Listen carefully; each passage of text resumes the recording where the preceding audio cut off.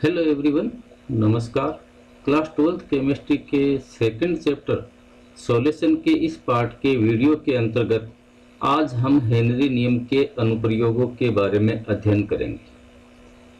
इससे पूर्व के पार्ट में हमने गैसों की विलेयता एवं दाब के मध्य मात्रात्मक संबंध का हेनरी नियम है वो पढ़ लिया। यदि आपने हेनरी नियम के उस वीडियो को नहीं देखा है तो इस पार्ट को देखने से पूर्व प्लेलिस्ट में जाकर उस वीडियो को है वो अवश्य देखें। हेनरी नियम के अनुप्रयोग।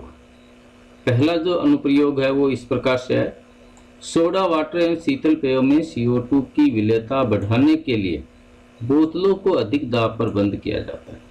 जैसे हमने जब थम्स अप है, मिरिंडा है, पेप्सी वगैरह है, जो कार्बोनेटेड पेय पदार्थ हैं, इनकी जब बोतल को जब खोला है तो जो शीतल पेय पदार्थ है वो झाग के साथ में है वो बाहर निकलता है। वो इसी कारण से है कि शीतल पेय है, इनमें CO2 की विलेयता बढ़ाने के लिए बोतलों को अधिक दाब पर बंद किया जाता है।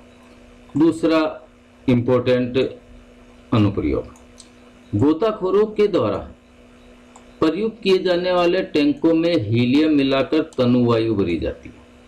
समुद्र में जाने वाले जो गोताखोर हैं उनकी श्वसन क्रिया हेतु जो टैंक होता है उस टैंक के अंदर है हीलियम मिलाकर वो तनु वायु भरी जाती है, क्योंकि ये जो तनु वायु है वो क्या करती है, बैंड्स व नाइट्रोजन की रुधिर में अधिक मात्रा के जहरीले प्रभाव को कम करती है।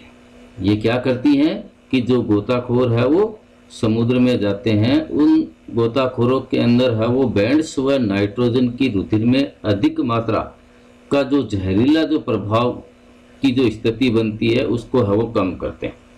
समुद्र में जो गोताखोर हैं उनके द्वारा जो प्रयुक्त किए जाने वाला जो सिलेंडर है उस सिलेंडर का सामान्य संगठन है वो इस प्रकार से है कि सिलेंडर के अंदर है वो 11.7% हीलियम भरी हुई होती है, 56.2% वो नाइट्रोजन होती है और 32.1% है वो ऑक्सीजन गैस भरी हुई होती है। हेनरी नियम का तीसरा अनुप्रयोग, जल में ऑक्सीजन की विलेयता के कारण ही जल में जलीय जीवों का जीवन संभव है। जल में रहने वाले जो समुद्री जीव हैं वो जल के अंदर जो घुलित जो ऑक्सीजन है उस घुलित ऑक्सीजन का उपयोग है वो अपनी श्वसन क्रिया के अंदर प्रयुक्त करते हैं। वो हेनरी नियम का तीसरा उपयोग है। अभी अपन ने हेनरी नियम के अनुप्रयोगों के अंदर जाना कि गोताखोरों के द्वारा जो प्रयुक्त किए जाने वाला जो श्वसन टैंक है उस श्वसन टैंक के अंदर है वो हीलियम से तनु करके वायु भरी जाती है और ये क्या करती है कि गोताखोरों को है वो बैंड्स की स्थिति है उससे बचाती है। तो ये बैंड्स क्या है उसके बारे में है वो अपन जानते हैं। गहरे समुद्रों में गोताखोरों के शरीर में अधिक दाब के कारण रुधिर में वायुमंडलीय गैसों की विलेयता अधिक हो जाती है। गहरे समुद्र है, उस गहरे समुद्र के अंदर गोताखोरों के शरीर के अंदर अधिक दाब के कारण है वो रुधिर में वायुमंडलीय गैसों की विलेयता अधिक हो जाती है और जब गोताखोर समुद्र की सतह पर आता है तो भारी दाब के कम होने के कारण उनके रुधिर में जो घुली हुई जो गैसें हैं वो बाहर निकलती हैं और इन गैसों के बाहर निकलने से रुधिर में नाइट्रोजन के बुलबुले बन जाते हैं। इस पीड़ादायक एवं जानलेवा चिकित्सक की स्थिति को बैंड्स कहते हैं।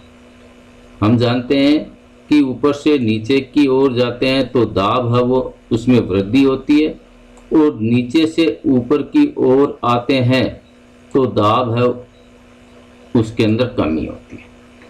तो जब गोताखोर है वो समुद्र में ऊपर से नीचे जाते हैं, ऊपर से नीचे जाते हैं तो उनके सिलेंडरों के अंदर जो प्रयुक्त जो संपीड़ित वायु है जिसमें ऑक्सीजन भरी हुई होती है, साथ में नाइट्रोजन वगैरह भी भरी हुई होती है, तो वो नाइट्रोजन है वो अधिक दाब पर है वो गोताखोरों के रुधिर के अंदर है वो विलय हो जाती है।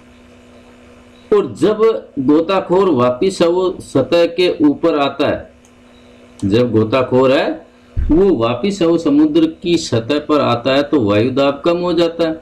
और वायुदाब कम होने के कारण से क्या है कि नाइट्रोजन जो रुधिर में घुली हुई है वो गोताखोरों के शरीर से है वो बाहर निकलती है।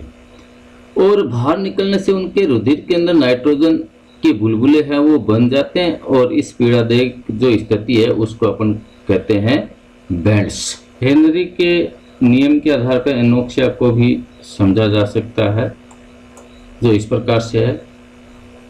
अधिक ऊंचाई वाली जगहों पर ऑक्सीजन का आंशिक दाब सतही स्थानों से कम होता है, जिससे ऊंचाई वाली जगह पर रहने वाले लोगों एवं आरोहकों के रुधिर एवं ऊतकों में ऑक्सीजन की सांद्रता निम्न होने से वे कमजोर हो जाते हैं और स्पष्ट सोच नहीं पाते हैं। इन लक्षणों को एनोक्सिया कहते हैं। क्योंकि हम जानते हैं कि जब नीचे से ऊपर की ओर जाते हैं तो जो वायु है वो विरल होती जाती है। वायु है वो क्या होती है, विरल होती जाती है, यानी उसकी मात्रा है वो कम होने लग जाती है। तो जो अधिक ऊंचाई के ऊपर जो लोग रहते हैं या जो पर्वतारोही हैं वो पर्वतारोही पर्वतों के ऊंचे ऊंचे पर्वतों के ऊपर जाते हैं, तो वहां पे उन लोगों के रुधिर एवं जो शरीर के ऊतक हैं उन ऊतकों में ऑक्सीजन की सांद्रता कम हो जाती है। और ऑक्सीजन की सांद्रता कम होने से वे कमजोर हो जाते हैं और स्पष्ट रूप से है वो सोच नहीं पाते हैं। ऐसी स्थिति है उसको है वो एनोक्सिया कहते हैं। क्या कहते हैं, एनोक्सिया कहते हैं। धन्यवाद।